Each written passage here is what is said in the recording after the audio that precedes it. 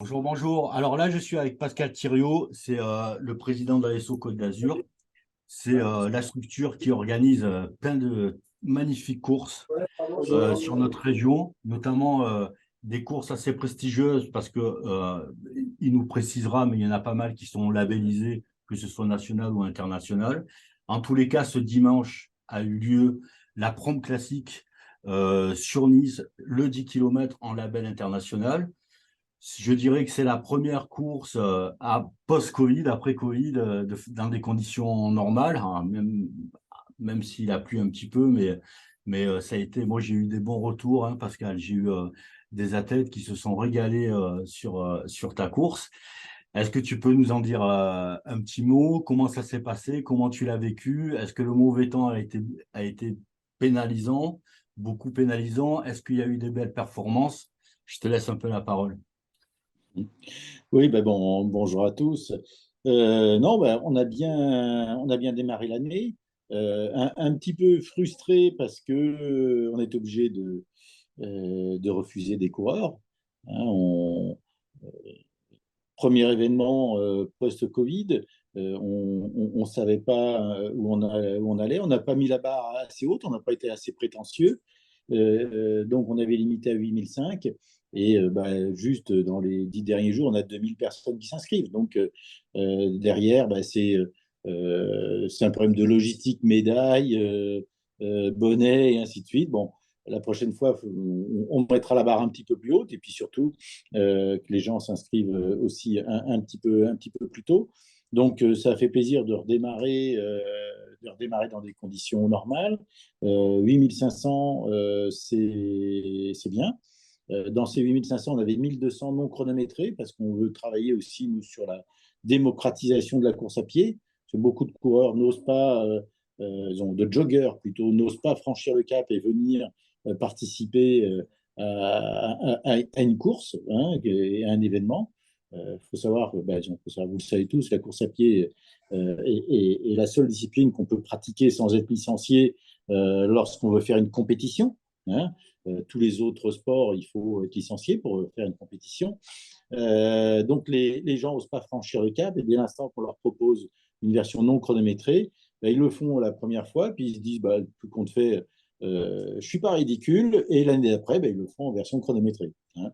Donc ça, on est content, parce qu'on a plus de 10%, hein, donc c'est 12-13% des participants qui sont dans cette version-là, et on amène de plus en plus de participants aux courses.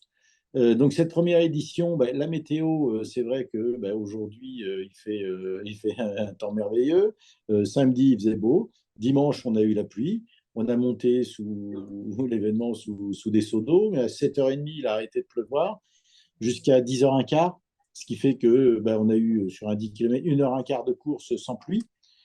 Donc les performances, ouais, ça n'a pas du tout gêné les performances.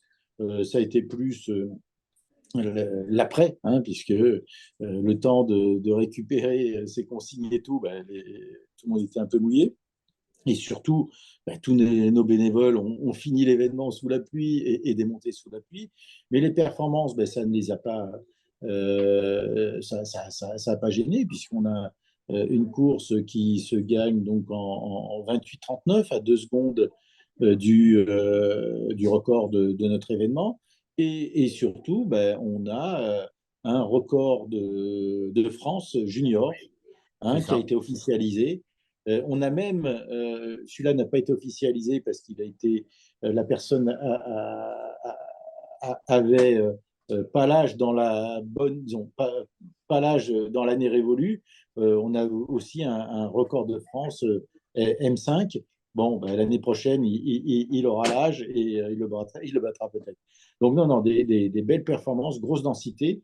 Hein, nous, on avait quand même 50 élites, hein, sur cette course. Donc, grosse densité, ça s'est bien bagarré. Et puis ben, moi, ce qui me fait plaisir, c'est de voir les sourires de tous, du premier au dernier, même si le dernier est arrivé sous l'eau. Voilà. Donc, non, belle édition, on est content. Et puis, ben, ça s'annonce de bon augure pour l'avenir, puisque nous, Fin mars, le marathon du golfe de Saint-Tropez, qui est un label national et qui a aussi des distances plus courtes, puisque dans le marathon du golfe de Saint-Tropez, il y a la Transgolf qui fait 18 km, qui va de Sainte-Maxime à Saint-Tropez avec retour en bateau, donc une course très, très sympathique. On a aussi un 10 km qui part de la Croix-Valmer et qui arrive à Cavalère. Donc ça, c'est le week-end du... Et puis la version relais, 2 fois 21, donc il y en a pour tout le monde. Le 30 avril, ben, le semi-marathon international de Nice, avec à l'intérieur un 5 et un 10 km, et les trois courses sont toutes labellisées FFA. Le 5 novembre, bien évidemment, on a le marathon des Alpes-Maritimes d'Iscannes qui repart pour une nouvelle édition. Ben, eh ben, il y a des sacrés rendez-vous en tous les cas. J'espère que nous, on fera en sorte d'y être. On sera là et puis on les évoquera. Je mettrai dans le descriptif de la vidéo tous les liens pour aller sur tes courses également. Écoute, Pascal, pour la prom classique, on se donne rendez-vous en 2024. Oui, voilà, premier Et week-end de janvier. Hein, c'est toujours le c'est la premier week-end course, de janvier, voilà, c'est la course incontournable de début d'année. C'est ce que complètement. tout le monde nous Et dit pour se donner de bonnes résolutions et c'est démarrer l'année ça. du bon pied.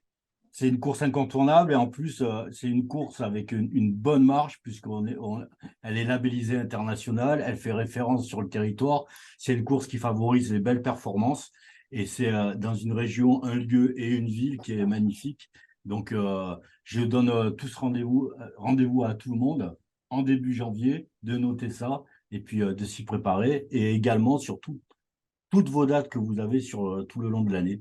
Merci beaucoup, Pascal. À très vite. Merci. Allez, merci à vous.